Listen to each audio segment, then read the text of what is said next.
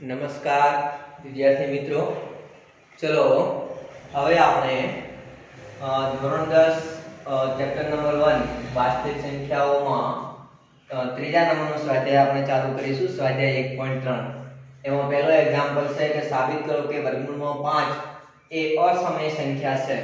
જો કે એ આપણે તમને હોમવર્કમાં જ આપેલો છે, વર્ગમૂળમાં 5 અને વર્ગમૂળમાં 7 જે તમારે જાતે કરવાનું રહેશે. બરાબર, હું તમને બીજો ક્વેશ્ચન થી ચાલુ કરી આપું. ક્વેશ્ચન નંબર 2, સાબિત કરો કે 3 + 2 ગુણ્યા વર્ગમૂળમાં 5 અસમય છે. સાબિત કરો કે 3 + 2 ગુણ્યા વર્ગમૂળમાં 5 અસમય છે. 3 + 2 ગુણ્યા વર્ગમૂળમાં 5 અસમય છે. આપણા મેઈન થિયરમ વર્ગમૂળમાં 2 વર્ગમૂળમાં 3 વર્ગમૂળમાં 5 અને વર્ગમૂળમાં 7 આ મોસ્ટ આઈએમપી છે બધા. આ જે સાબિત કરો કે આ બધા અસમય છે. કયા કયા? 2 નો વર્ગમૂળ, 3 નો વર્ગમૂળ, 5 નો વર્ગમૂળ અને 7 નો વર્ગમૂળ. આ બધા આઈએમપી કહેવાય. બરાબર, અને એને લઈને આપણે હવે નાના પ્રશ્નો સોલ્વ કરીશું. આ નાના પ્રશ્નો છે, આમાં કંઈ મોટું નથી. જુઓ, અસમય છે તો અસમય સાબિતીનો દાખલો હોય તો આપણે શું કરીશું? પહેલા તો ધારી લઈશું, ઉલટી ધારણા કરીશું. ધારો કે સમય છે. ઓકે, ધારો કે આ આપણી ધારણા છે. યાદ રાખો, શું છે? ધારણા. અને આપણા મનથી તો આ કેવી ધારણા છે? ઉલટી ધારણા. ધારો કે 3 + 2 ગુણ્યા વર્ગમૂળમાં 5 એ સમય છે. શું ધારી લીધું મેં? સમય ધારી લીધું. માટે કોઈ પણ સમય સંખ્યાને a/b ના સ્વરૂપમાં લખી શકાય અથવા p/q ના સ્વરૂપમાં લખી શકાય. હું p/q બોલું કે a/b બોલું કે x/y બોલું એનો કોઈ મતલબ નથી. ચાહે કોઈ બી તમે વાપરી શકો સંકેત. માટે 3 + 2 ગુણ્યા વર્ગમૂળમાં 5 બરાબર શું લખી શકાય? a/b. કારણ કે એ શું છે? સમય છે, એટલે એને અંશ ભાગ્યા છેદના સ્વરૂપે લખી શકાય. મહત્વનું શું છે કે કોઈ બી સંખ્યા તમે લો પણ અંશ z માંથી લેવાનો, છેદ n માંથી લેવાનો અને બંનેનો ગુસા કેટલો થાય? 1. બંનેનો ગુસા કેટલો થાય? 1. હવે આવી ટાઈપના દાખલા હોય તો મેં તમને ઉદાહરણમાં સમજાવ્યું હતું કે તમે લોકો શું કરશો? વર્ગમૂળ અલગ રાખશો, એના સિવાયના બધા પણ અલગ રાખશો. તો અહીં વર્ગમૂળમાં કોણ છે? 5. તો 5 ને અલગ કરવાનો પ્રયત્ન કરો, 5 ને અલગ પાડવાનો પ્રયત્ન કરો. તો હું શું કરીશ? પહેલા 3 ને પહેલી સાઈડ મૂકી દઉં. તો 2 ગુણ્યા વર્ગમૂળમાં 5 બરાબર આ સાઈડ એ ભાગ્યા b હતું અને 3 ને લઈ જવું એટલે 3 સામો આવે? માઈનસ. માટે 2 ગુણ્યા વર્ગમૂળમાં 5 આ લસા લઈ લો તો b આ સાઈડ ગુણાય અને બધાના છેદમાં b આવી જાય તો a માઈનસ b ગુણાય એટલે 3b ભાગ્યા b. હવે શું કામ કરો? હજુ પણ 5 વર્ગમૂળમાં 5 એકલા નથી. હજુ પણ વર્ગમૂળમાં 5 એકલા નથી, એની સાથે 2 ગુણાયેલા છે. તો 2 ને પણ પહેલી બાજુ મૂકો. તો વર્ગમૂળમાં 5 બરાબર a - 3b. 2 ગુણાયેલા છે, પહેલી સાઈડ જાય તો બહાર કામ કરે છે. બરાબર. હવે જુઓ, આ તો શું થયું? અંશ ભાગ્યા છેદ જેવું થયું. અંશ ભાગ્યા છેદ. તો આ તો સમય સંખ્યા છે અને આને તમને ખબર છે કે a b 2 3 બધા પૂર્ણાંક છે. તો પૂર્ણાંકોથી તમે કોઈ પણ જાતનું કામ કરો સંખ્યાઓ સમય જ મળે. તો અહીં a b 2 અને 3 પૂર્ણાંક હોવાથી a - 3b/2b સમય સંખ્યા થશે.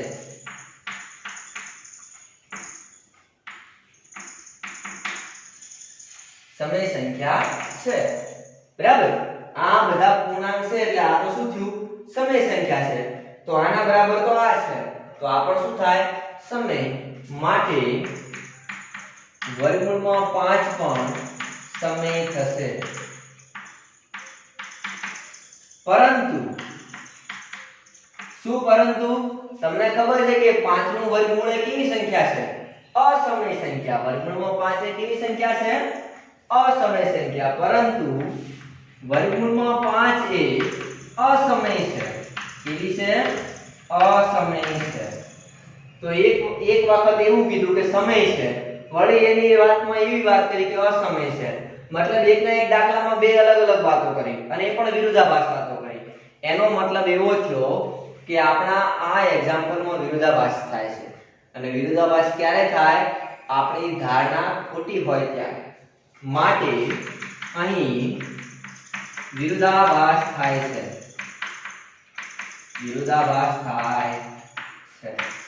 માટે આપણી ધારણા ખોટી છે માટે આપણી ધારણા ખોટી છે આપણે ધારણા શું કરી હતી કે સમય છે આ ખોટું છે તો સાચું શું હોય અસમય છે માટે 3 + 2√5 અસમય છે કેવું છે અસમય છે ક્લિયર એકદમ સિમ્પલ જ હતું આમાં કઈ માઇન્ડ વાપરવાની જરૂર નથી ધારણા ઉપર બધું સ્ટેપ વાઇઝ કામ ચાલે છે બરાબર તો અહીં આગળ આપણો ક્વેશ્ચન 2 પૂરો ચલો ક્વેશ્ચન 3 જેમાં અલગ અલગ 3 પ્રશ્નો છે ક્વેશ્ચન 3 માં કેટલા પ્રશ્નો છે 3 પ્રશ્નો તો એ જોઈ લઈએ જનરલી સૂચના એવી આપી છે કે નીચે દર્શાવેલ સંખ્યા અસમય છે તેમ સાબિત કરો આપણે સાબિતી બધાને એવી જ આપવાની છે કે બધી અસમય છે બરાબર એમાં પહેલી જુઓ ક્વેશ્ચન 3 માં પહેલું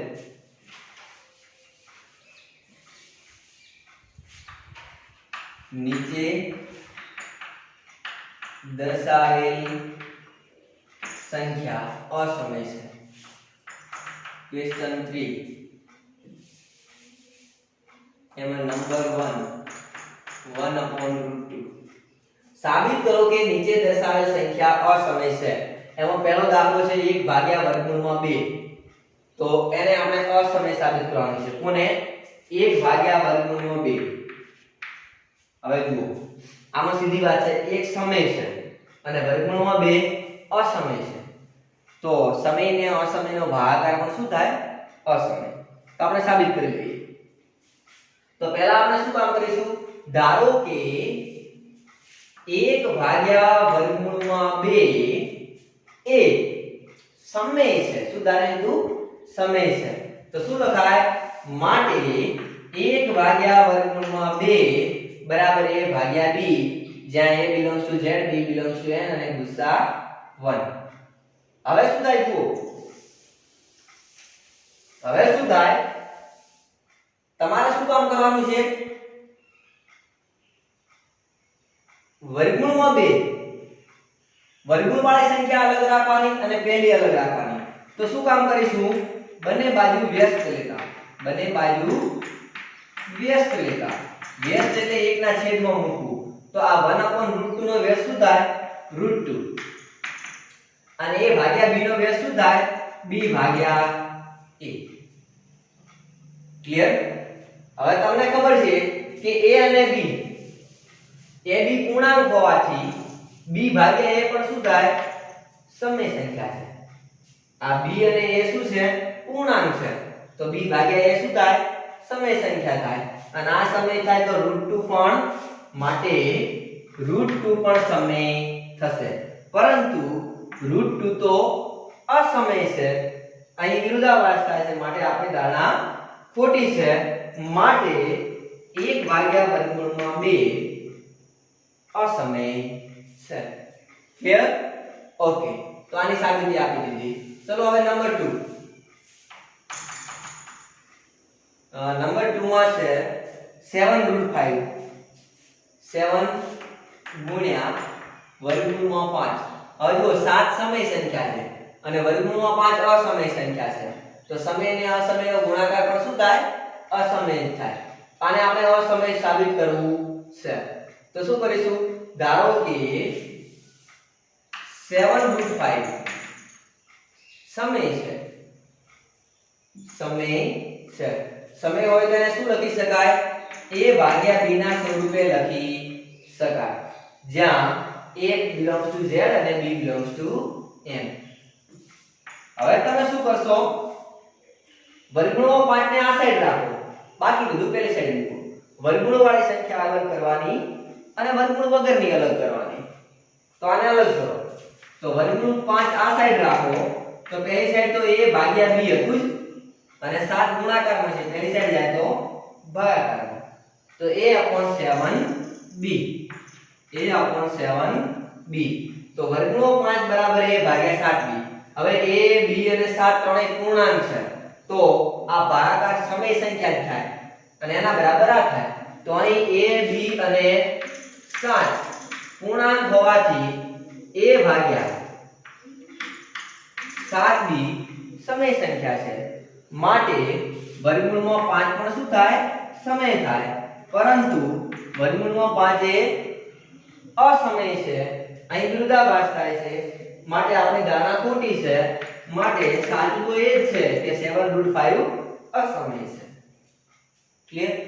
આખો એકનો એક જ ફર્મો બનાવી રાખ્યો છે. નાની નાની ભૂલો સુધારવાની છે, બરાબર? થોડું થોડું ગાઢી અને સુધારતું જવાનું છે, બાકી કઈ નવું નથી. એક જ ફર્મામાં આખું કામ કરવાનું છે, બરાબર? ચલો આગળ જઈએ. નંબર 3, 6 + √2.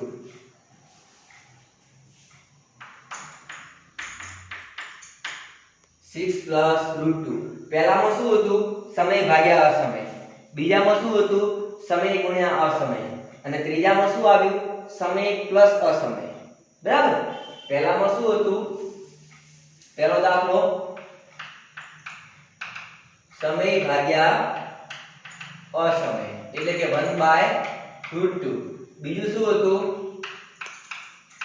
સમય ગુણ્યા અસમય, એટલે કે 7√5. અને હવે શું આવ્યું?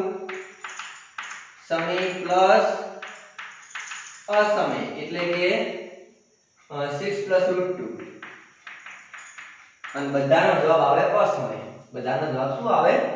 અસમય. ચલો 6 + √2 શું ધારીશું? સમય છે તેમ ધારીશું. તો એના બરાબર શું લખાય? a + b, જ્યાં a b belongs to z, અથવા a belongs to z અને b belongs to n. હવે 6 + √2 બરાબર ab, તો માટે √2 બરાબર શું લખાય? √2 ને આ સાઈડ રાખો, 6 ને પેલી સાઈડ મૂકો. તો a ભાગ્યા b, આ +6 છે, પેલી સાઈડ જાય તો -6. હવે લસા લઈ લો.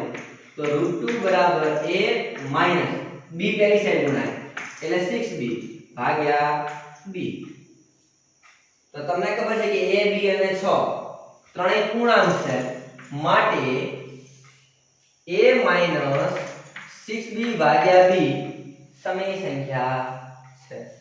અને એના બરાબર તો શું છે? વર્ગમૂળમાં 2, માટે વર્ગમૂળમાં 2 પણ સમય થાય. પરંતુ આ તો અસમય છે. આવી અલગ અલગ વાતો કરવાથી વિરોધાભાસ થાય છે, માટે આપણી ધારણા ખોટી હોય, નહીં તો વિરોધાભાસ થાય નહીં. તો સાચી વાત તો શું છે કે 6 + √2 અસમય છે. કેવું છે? અસમય છે. તો અહીં આગળ આપણે અલગ અલગ બધી વાતો કરી, ક્વેશ્ચન 2 અને ક્વેશ્ચન 3 ની. અને ક્વેશ્ચન 2 અને ક્વેશ્ચન 3 પૂરો થયો એટલે આપણું સ્વાધ્યાય 1.3 પૂરું થયું. બરાબર? નેક્સ્ટ લેક્ચરમાં હું તમને સ્વાધ્યાય 1.4 ને લગતી બેઝિક માહિતી આપીશ.